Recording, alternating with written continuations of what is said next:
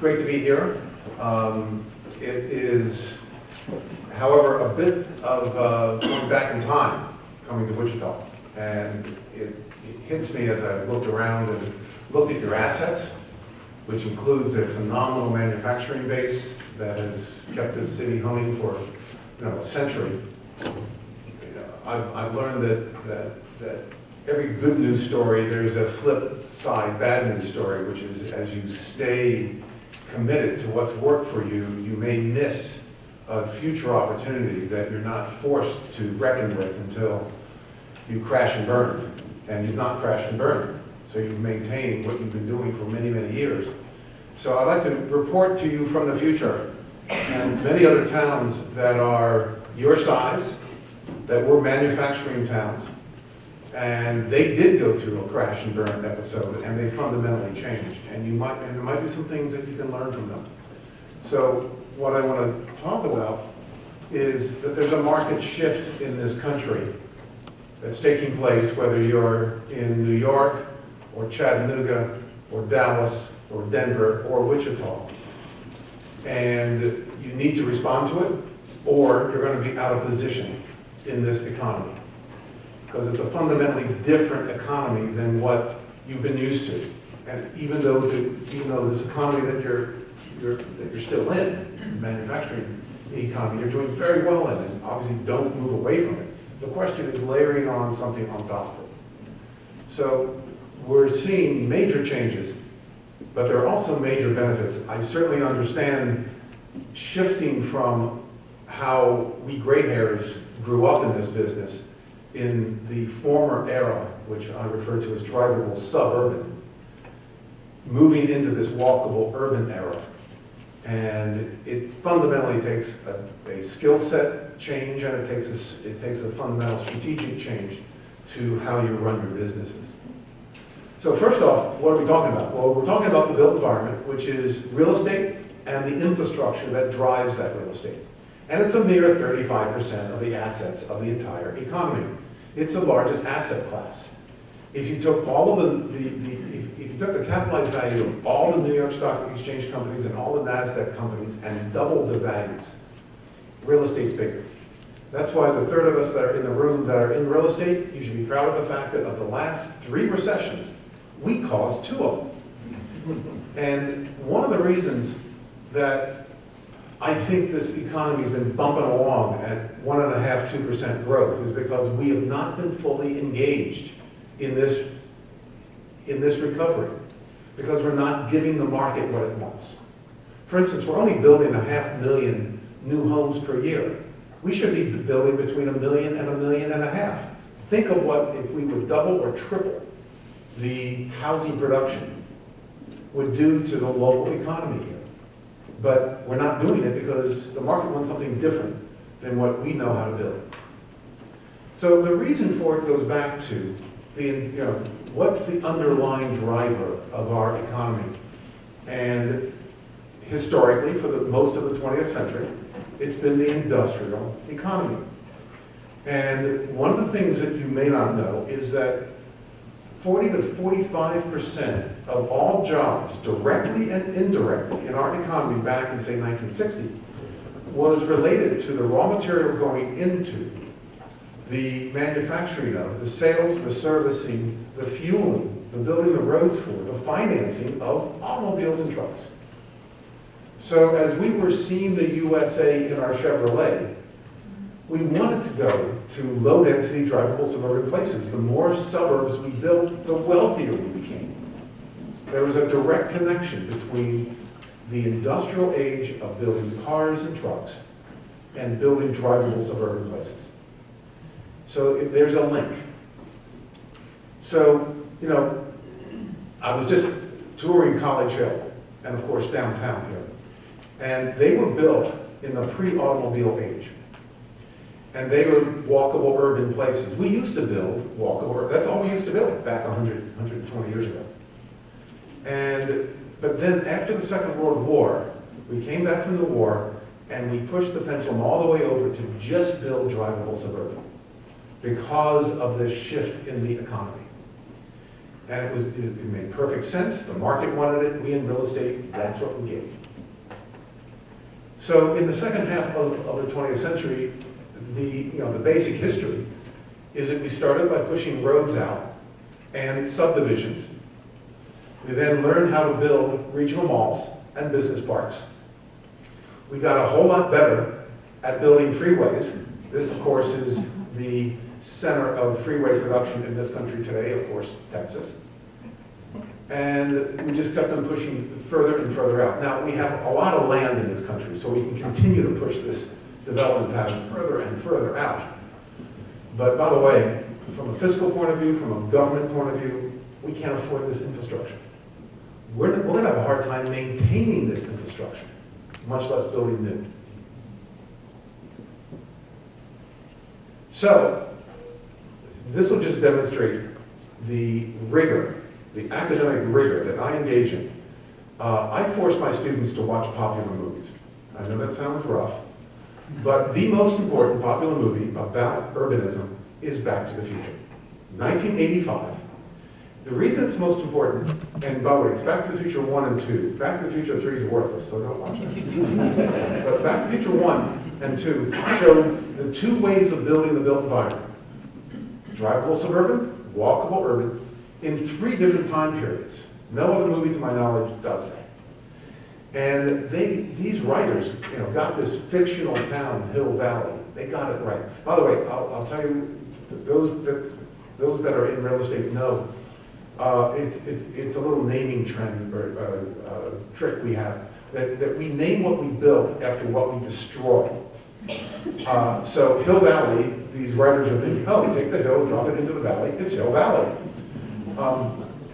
So this first clip is 1955, downtown Hill Valley, where it's a walkable urban place built in the early 20th century when we built walkable urbanism.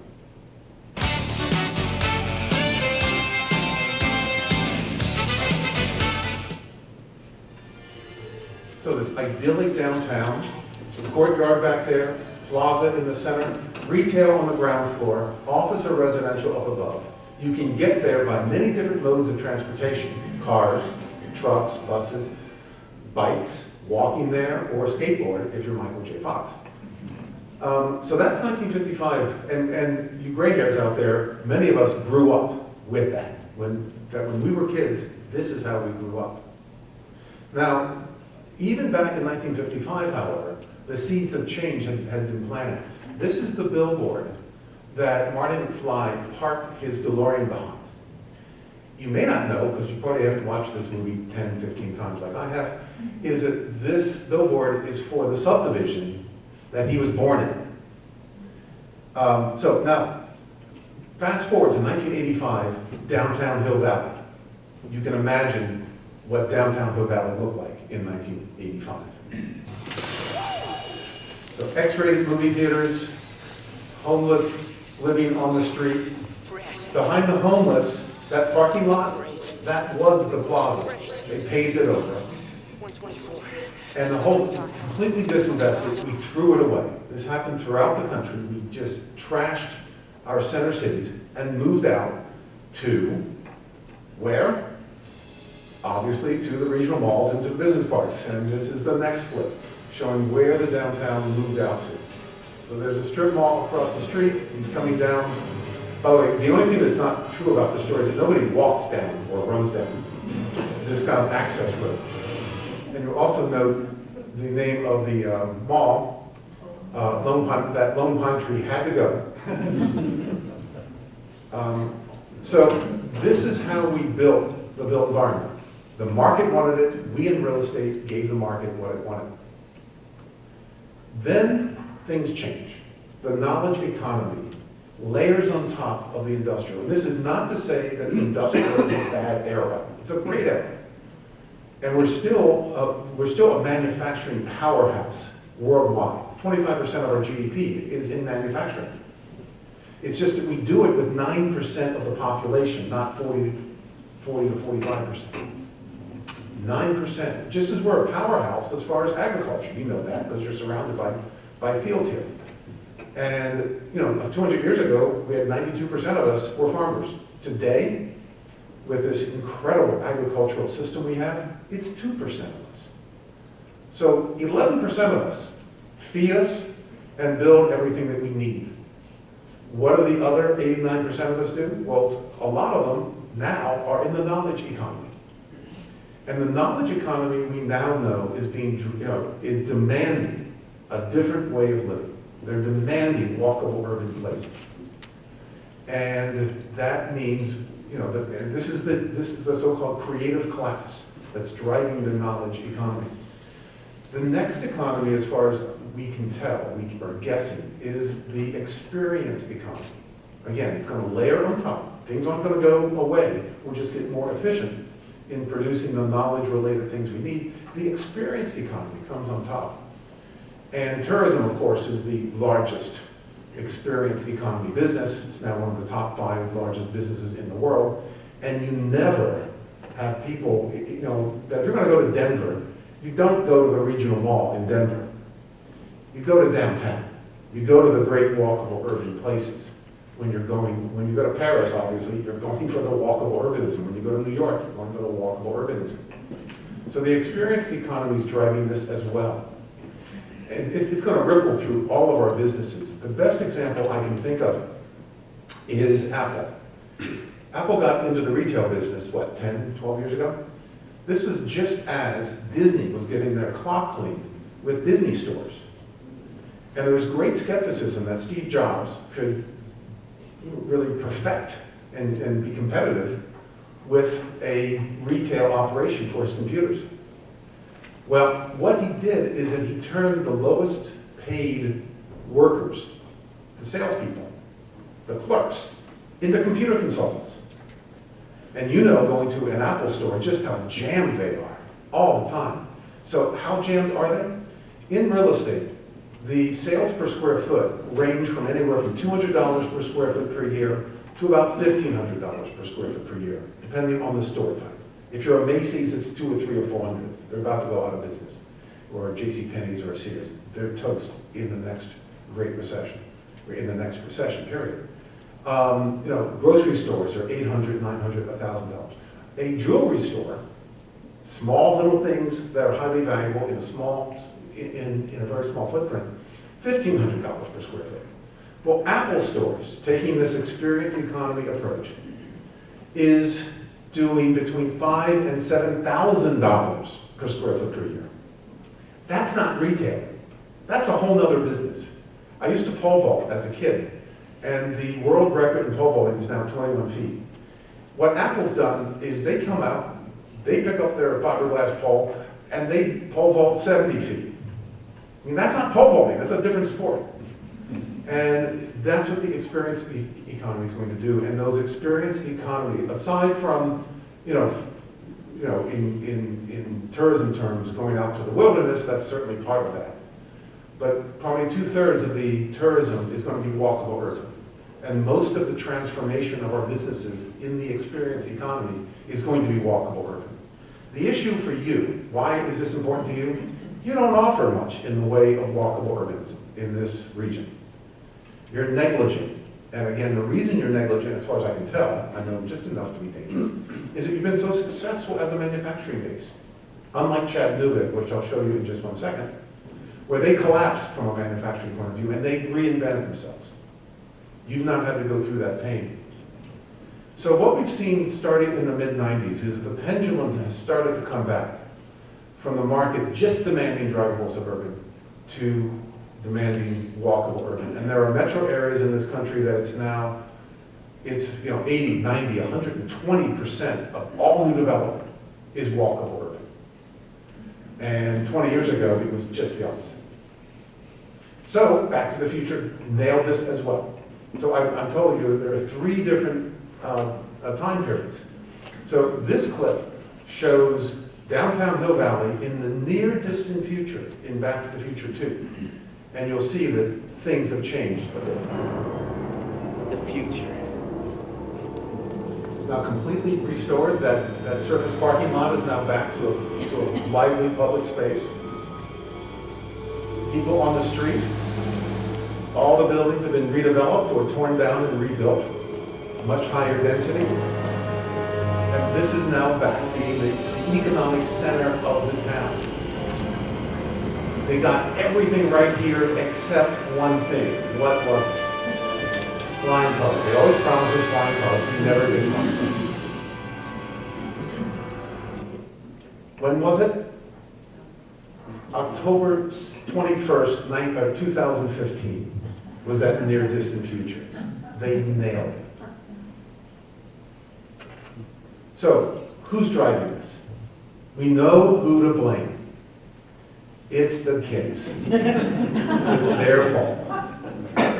And the thing is that this is best reflected. I think some of the best research being done out there is done by the television studios, because they're showing their product weekly and they get feedback constantly. They do more focus groups and consumer research than really any business. And what TV shows are that are successful show what we aspire to be. They don't reflect what we are today. So in the 50s, it was Leave It to Beaver and Dick Van Dyke and the Brady Bunch, all set in drivable suburban places. Back in the 50s, most of us lived in cities, if you were in a metropolitan region. But they were showing us how we wanted to live. So my favorite show back from the 50s or 60s is, of course, I Love Lucy. And this clip here will show you the third week in January 1957, when Lucy gets it into her harebrained head that she wants to leave the city and go to the suburbs. Go ahead, Adam.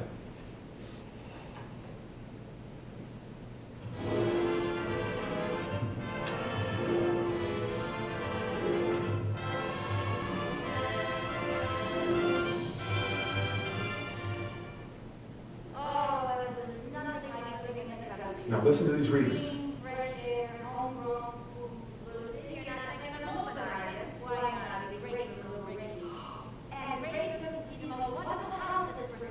So the same reasons that have motivated us forever. Clean air, great for the kids. So here she's having second thoughts, looking out over the skyline of Manhattan from the back lot of Universal Studio.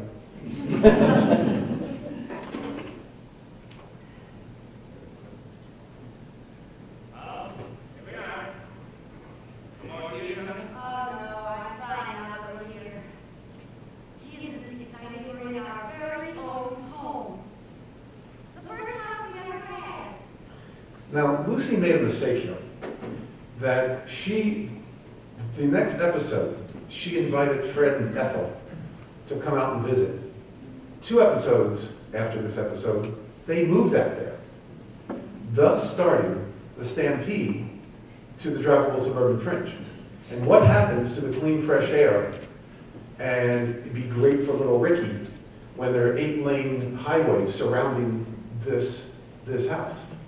You then decide, oh, well, now it's time to move further out. And this is what suburban sprawl is. The thing we didn't know about suburban sprawl when we started it is that as you build more, the quality of life goes down. We didn't know that. That next strip mall next to your home does not improve your quality of life.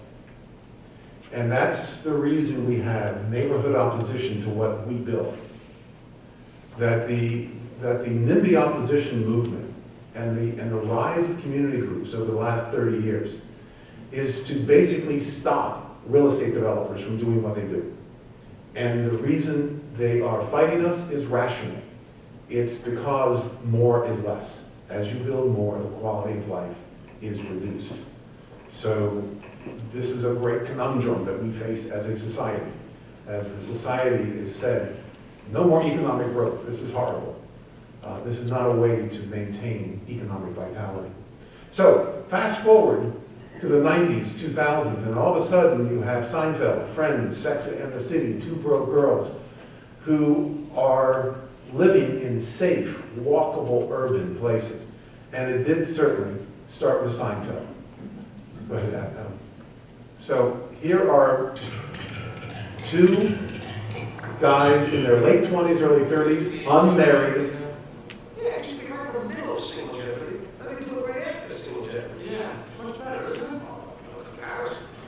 The only TV show about nothing.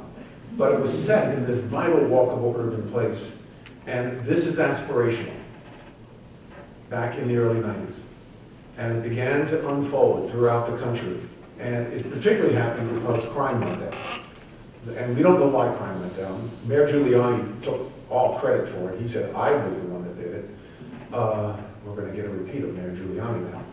And, but that, we don't know why crime went down, but that was a prerequisite to our cities coming back. So now, there's other reasons too. The baby boomers still play a role here. This is not just the millennials. As we downsize and become empty nesters, and many of us, not all, move back into a walkable urban setting. When you add those two generations up, what it does to the demographic profile is quite profound. When the baby boomers were young, 50% of households were singles and couples. 50% had families with children living in them. Today, it's 25% of households have children living at home. 75% are singles and couples. Now, singles and couples are the target market for walkable urbanism, but we're also seeing great baby booms take place in Georgetown, Washington, and Lincoln Park in Chicago. So there's still, there's a lot of demand for families moving into these walkable urban places as well. Now, projecting forward, looking at the demographics over the next 20 years, the marginal growth in households, 86% of the household growth on the margin will be singles and couples. The market's telling us, build something different now than what was built in the past. And in fact, we have too much of what was built in the past as far as drivable suburban, depressing values. There's also just sheer boredom, that even today, if you moved to Wichita and you had a choice in where you lived, you had financial means, you could live in a single-family home or a single-family home. And if you wanted to go shopping, you could go to a 1990s strip mall or a 2000s strip mall. That's your choice. There is no choice. The market's demanding a choice, and that's your big downfall as a region, in my mind, is that you're not offering the market a choice. And a lot of other of your competitors are, which I'll show you in just a second. As I mentioned, the creative class is demanding this walkable urbanism, so you're behind the 8 ball as far as the knowledge economy. And then finally, we forget just how expensive it is to own and maintain a car. And the millennials, who are not emotionally tied to their cars like we baby boomers were, GTOs and Cadillacs and Corvettes and all this stuff, they don't care about that stuff. But the cost of maintaining a car is phenomenal. On average in this country, 19% of household income goes towards transportation. When you disaggregate the data, in drivable suburban households, it's 25% of household income goes into a car. That's to own the car, to service the debt, to park it, to fuel it, to insure it, to wash it. And when you look at walkable urban households, it's only 9% of household income. That 16% delta is hundreds of billions of dollars of annual spending. And that spending leaves your metropolitan area. In walkable urban households, that 16% delta is kept here. It doesn't leave. It goes into housing, it goes into savings, it might, it goes into education. If you take the AAA tells us that the average car, right in 2015, costs $9,200 per year to own, operate, fuel, and park. $9,200 per year, after tax dollars. You convert that into a mortgage at 4% interest, that's $150,000 worth of mortgage capacity. So we in real estate have always thought that the car companies were our friends. They've been eating our lunch. They've been eating our customers' ability to pay us. So we want them to drop that one car. I mean, they aren't going to, people aren't going to be car-less. They're going to be car-light. My wife and I have one car between us. We live in Washington. I have 3 outside commitments, all within walking distance. It's a 9-year-old car. We just pushed over 27,000 miles for the 2 of us. My wife got into the car about a month ago, and she put the key in, and then she said, holy smoke, I haven't driven about 9 months. Now, how do I do this? And I mean, that's all savings to us and to the local economy. And this is beginning to change our patterns. One of the things that we knew about economics for 100 years is that as GDP went up X%, vehicle miles traveled went up X%. 3% growth in GDP, 3% growth in vehicle miles traveled. When we went into a recession, driving tailed off just as much as economic activity trailed off. Until the mid-90s, when this trend started. And for the first time in 100 years, those lines are going separate directions. We're now driving less than ever, or less than the peak, which was in 2005. Young people driving, those between 18 and 34, their peak in driving was in 2001. So the thing is, since a lot of us are real estate developers, it requires a fundamental shift in how we do our business. Because what we got good at, the best analogy I can come up is that we got good at driving NASCARs as drivable suburban developers. NASCARs go straight or turn left. They have to go left from an engineering perspective, which is somewhat strange given their political proclivities as far as NASCAR goes. And going 150, 180 miles per hour.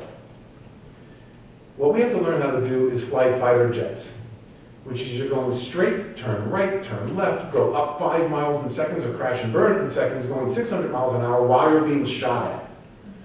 Much more complex. Much better upside and much more disastrous downside. But this is what the market's demanding. And you can understand why people would be hesitant to leave your skill set of a NASCAR driver behind to become a fighter jet pilot.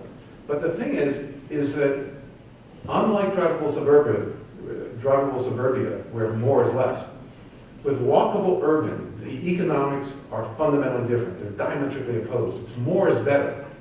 As you build more in a place, your economics improve. More people on the street, more people in your restaurants, it's safer, there's more demand for your apartments. It starts an upward spiral of value creation. As far as academics, it's called an autocatalytic effect. And that's why we have this phenomenon known as gentrification. It's this upward spiral. And it's the market giving us signals to build more of this stuff. To get into the weeds, because there are developers here, I'm going to clip, you that are not developers, this won't mean much to you, but the drivable suburban model of building the country, it's all been about the location relative to your driving visibility. That's what drives most, particularly income products. We be buying land based upon the dollar per acre. Parking is everything in drivable suburban. So you're going to build 1.5 to 2.5 spaces per housing unit, or 4 to 6 spaces per 1,000 square feet of retail, office, whatever, as far as income property. It's generally surface parking. The construction is going to be primarily wood frame, and our basic approach, if it's an income asset, is to build, stabilize, and flip.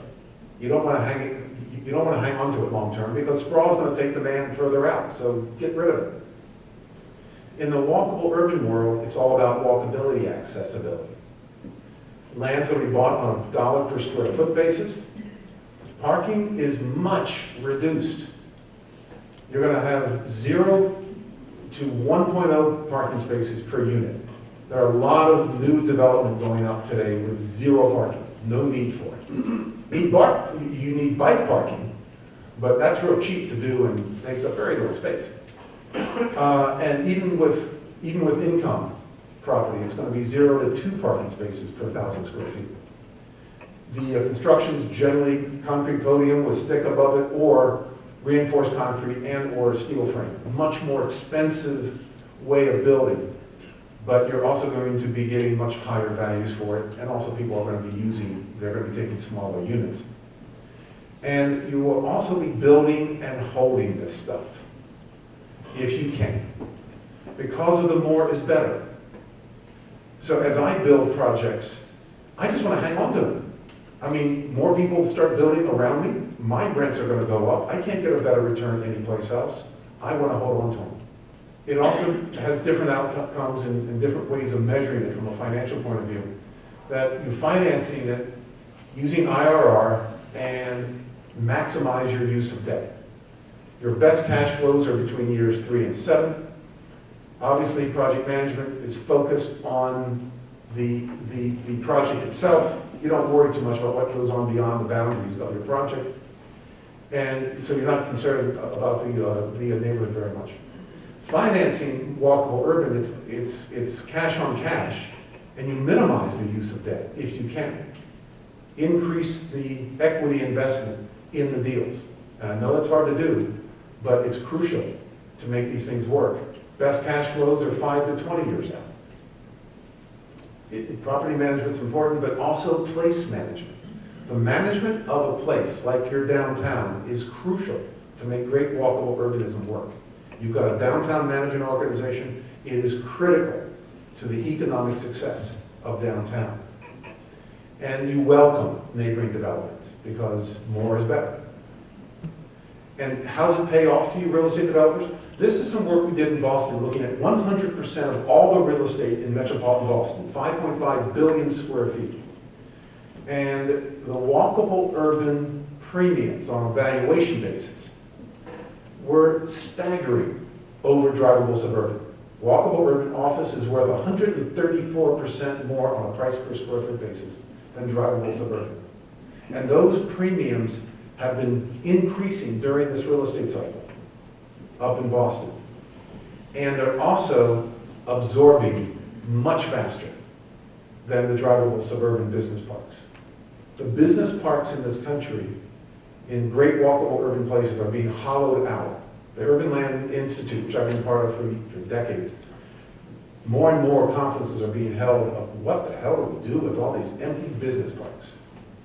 And as I mentioned earlier, you're also going to see a crashing and burning of the regional malls. After Sears and Penny's and Macy's are mercifully put out of their existence, a lot of the malls, at least a third, are going away. And you're seeing absorptions. This is up in Boston in the 90s real estate cycles, the 2000 real estate cycle, and this real estate cycle. Increasing market share going to walkable urban development. It also affects your economy. This is the link between the economy and the built environment. That those 6 green dots up there are the 6 most walkable urban metros in the country: New York, Boston, DC, Chicago, Seattle, and San Francisco. The GDP per capita of those 6 is, and it's hard to see, is $72,000 per year, GDP per capita in those 6 most walkable urban metros. $72,000 per year. Compared to the lowest 7, which are the Tampas and Orlandos and Phoenixes, the GDP per capita there, and I've got to change this so you can actually see it, is only $48,000 per year. That's a 49% GDP premium in walkable urban places. Now you say, so what does that mean? Well, that's the difference between the GDP in Germany versus those stellar economic stories that you hear about coming out of Romania, Estonia, and Russia. It's a first world, second world gap in GDP per capita. The walkable urban places is where the knowledge economy, which is the most productive from a GDP per capita point of view, sector of the economy is going. And if you want to get them there, you've got to provide where they are going to, where they want to live. And then from a fiscal point of view, this again comes out of Boston, that high density walkable urban residential places generate 6 times the government revenues per acre than subdivisions. Walkable urban places that are job concentrations, retail concentrations, generate 12 times the tax revenue. of the regional malls and business parks. So when you have a limited amount of capital dollars to invest as a city, how can you not justify putting that money into walkable urban places? The returns are staggering. So I want to end by showing you some of your competitors. There are 121 what we call third-tier metros in this country that are under 750,000 in total population. Here are our best guesses, or the experience I have of the best models out there, 19 of them, that are well in front of you as far as creating great walkable urban places. So here's Ann Arbor. I used to teach at the University of Michigan about 5 or 6 years. And many times it's anchored by a university. So universities make great anchors for walkable urbanism, and we've now seen that universities now understand this. They are now embracing their communities, getting involved with real estate development, and because they know that their rankings with the U.S. News and World Report depends upon giving the millennials, their students, their customers, a walkable urban environment. And the most highly ranked schools now are the walkable urban schools. And Ann Arbor, of course, is part of that. Lancaster, Pennsylvania, both the Center City, which was really dumpy 20 years ago, has now come back as an arts magnet, great foodie kind of place.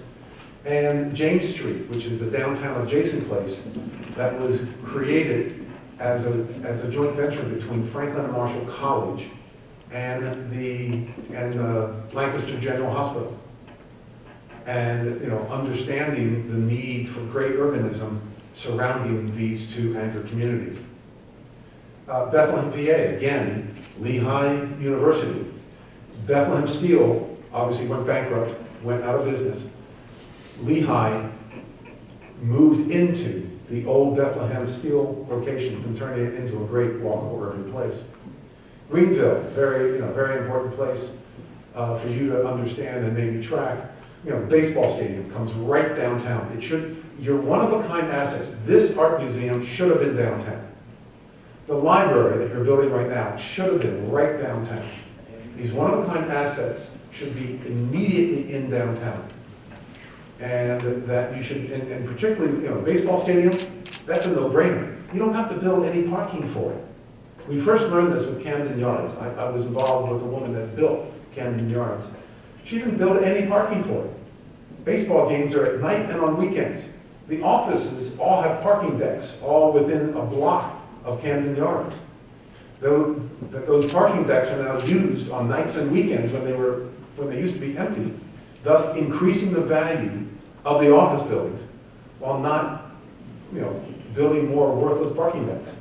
And Camden Yards has been the most successful baseball stadium of the last 20 years in this country because people want to come downtown. They want to enjoy themselves.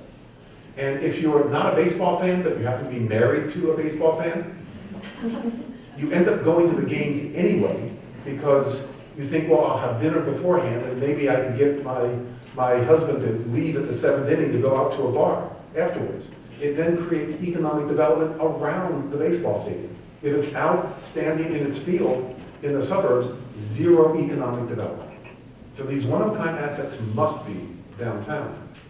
Santa Fe, I used to live in Santa Fe for 18 years. I raised my kids there. And here's a town of 50,000 people, up at 7,000 feet, over 2 million visitors from Dallas and Chicago per year. They're coming from these big cities to have a walkable urban experience. That's what the major draw is. Chattanooga, my favorite little town. So here's Chattanooga, a little over 500,000. It's a Rust Belt city. Its economy completely collapsed. But their civic pride was just so intense. They looked at their downtown and they said, we can't have this downtown the way it is. And they just sheer bootstraps brought it back. And we put the first strategy in place for downtown Chattanooga in 1987. They were one of the real pioneers. And they built those 2 buildings there in the upper left and in the lower right. Those are the world's largest freshwater aquariums, all privately funded. And all this, by the way, is driven by the private sector. and they embrace their river, a 30-mile river walk right now, festivals, galore. That bridge there in the upper right was a bridge that was going to be torn down because it was structurally obsolete, 130 years old. It's now just a phenomenally popular walking bridge that then created in the lower right-hand corner the anchor to a whole downtown adjacent place on the other side of the river from downtown Chattanooga. So here's downtown Chattanooga on the right. So the big oval is the downtown up to the Tennessee Aquarium on the river. And then those bridges take you over to the downtown adjacent place north of the river. To the right is the art museum and the arts district, right adjacent to downtown. Why this art museum should have been in downtown. And the circle just below it is UT, the University of Tennessee in Chattanooga, which used to turn their back on downtown, now is completely integrated into the downtown. So all these downtown adjacent places, so it's not just downtown, it's the downtown adjacent places. Roanoke, little Roanoke, who would figure? This is just a giant rail town, big freight yard taking the coal out of West Virginia and shipping it down towards Norfolk. And they have just a phenomenal turnaround story in downtown Roanoke, a metro area of less than 300,000. Charlottesville, again, another story of a major university, but the university is not downtown, like here. So the university has a great walkable urban place near the university and the downtown along their closed street, which is their mall, which didn't work for decades. Now it's finally working. So we've learned how these downtowns turn around. There's now a process we understand. And you have to first commit to doing it and have a vision for it. That's what Chattanooga did. You develop a strategy. You get this private-public partnership, and I've intentionally flipped that phrase because it's led by the private sector. Public sector has to be there, private sector leads it. In Chattanooga, for every $1 of public money, $15 of private money. You have to make the right thing easy. I've done 15 real estate projects in my career, all walkable, urban, mixed use. Every one of them was illegal from a zoning point of view. It took me years to change the zoning code and millions of dollars and brain damage that's unbelievable. The most recent one has just come out of the ground outside of Philadelphia. It was a golf course being converted into a high-density mixed-use place. It took us 9 years to get the zoning changed and 2 trips to the state Supreme Court. Now it's coming out of the ground. Everything's coming. It was going to be phased over 5 phases. Everything's coming out of the ground now because it was held up for so long. There's pent-up demand for it. Place management, crucial, crucial, crucial to manage these places 24/7. Business improvement district, and this stuff is generally private sector funded. And you might want to create a catalytic development company. We're seeing this. I'm doing a lot of work with Dan Gilbert in downtown Detroit and Paul Allen out in South Lake Union, just north of Seattle. Here is, huge amounts of patient equity flooding into downtown Detroit, $4.6 billion over 5 years, creating $12 billion of economic development in downtown Detroit. And his company, Quicken Loans, was sort of a 3rd, 4th, 5th loan originator 5-6 years ago with 3,000 workers. They now have 25,000 workers downtown. They're number 1. And we've now proven he would not have grown that business out in the business parks. He had to move to downtown Detroit to grow that business. And the reason? It's the millennials. And he learned this back about 2007. He was talking to his college-age son, saying, hey, during summer, would you like to come and work for me? And the son said, hell no. Work in a business park? It's the last place I want to be. I want to be in downtown Detroit. And he said, if I can't get my own son to work with me, how am I going to get the thousands of these millennials I need? So we just did a study of 500 corporations who have moved downtown. This is in joint venture with Cushman and Wakefield. We asked them, why did you do this over the last 5 years? Number 1, get the millennial workforce. Get the knowledge, creative class workers. That's number 1 far and away. 30 years ago, it would have been, where's the boss live? Now it's, where are the millennials want to be? Number two is that they want the brand. If you're in a business park today, you are so 20th century. You need to be in a hip, with it, vital, walkable urban place, and downtown is obviously the most hip. So here's how we've seen these places recover. Over on the bottom are the years, different real estate product types that layer on top. Urban entertainment starts at first, then rental housing comes in. You've got to start thinking about your affordable housing strategy because prices are going to skyrocket, and you have to start thinking about affordable housing. For sale housing comes in as the baby boomers figure out that they can not only buy something, but they can sell it, that they're going to gain some value.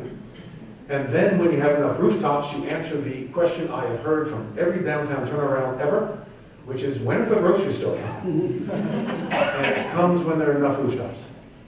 And then finally, office starts coming, because the people that are in the for sale housing are the office decision makers, and they are now bringing their companies downtown. This is the incremental version. What we're learning from Dan Gilbert and Paul Allen, and Paul Allen's in joint venture with Amazon on South Lake Union, that if you come in with billions of dollars of patient equity, and you come in with big jobs up front, like 25,000 jobs in downtown Detroit, or in the case of South Lake Union, Amazon's headquarters, and the University of Washington's Biotech Center, moving in there early on. You speed this process up. South Lake Union, 10 years ago, was an obsolete light industrial section. Today, 70% of cloud computing goes through South Lake Union worldwide. This is a dynamo of a place that didn't exist 15 years ago. They pushed the fast forward button. So we now see that there's a way to push the fast forward button. So one of the things that I would urge you to do is think about the deep pocket folks that are in your community that would like to see a real legacy and make a lot of money, to begin to look at pushing that fast forward button in a downtown or downtown adjacent place. They can make a huge impact, have a great legacy, and they're going to make a lot of money too. So let me just end on place management, why this is important. That the Constitution gave us, our founding fathers gave us 3 levels of government in our country: federal, state, and local. We have 2 missing levels of governance. Didn't say government, I said governance. And one, of course, is WAMPO at the regional level. We need the metropolitan governance to deal with a lot of things that individual governments at the local level can't deal with. But the other is place management. Each of these walkable urban, you should have in this region 4, 5, or 6 high-density walkable urban places. Downtown's one of them. Another one will be next to the university. Where the other 3 or 4 will be, I'm not certain. Every one of them needs 24/7 place management, a business improvement district or something like that, to push that, to manage these places 24/7. And obviously the public sector has a role, the private sector has a role, but the place management is really key to making these places work. Here's one of the best examples of place management at work. This is Bryant Park on 42nd Street up in New York. It, 15 years ago, was better known as Needle Park. The city managed it. The budget was $250,000 per year. For that, the city got the best drug dealing center in Midtown Manhattan. And all the office buildings, like the W.R. Grace building, turned their back on Bryant Park. A friend of mine, Dan Biederman, took it over 15 years ago. Told the city to keep your stinking $250,000. We'll do it all privately. Raise the money privately to redo the park from a capital point of view. Now has a budget of $12 million per year. And it is the finest park in the country. And 85% of that $12 million is generated from the park. Only 15% from the business improvement district around it. And basically, it went from the city saying, gee, I got 5 acres that I have to manage on 42nd Street, to, I've got 5 acres on 42nd Street. Who couldn't make money with 5 acres on 42nd Street? This is a remarkable place that is just bursting with people all the time. And it is creating, so this is the southern part of Midtown. It's a separate sub-market. 15 years ago, it had the lowest office rates in Midtown, in fact, on the entire island. Today, it's the most expensive place to rent office space in the country because of Bryant Park. So create these walkable urban places. It is essential to your economy. It is essential to your quality of life. It's essential to keep your kids here. It is really part of your economic development here in metropolitan Wichita. Thank you very much.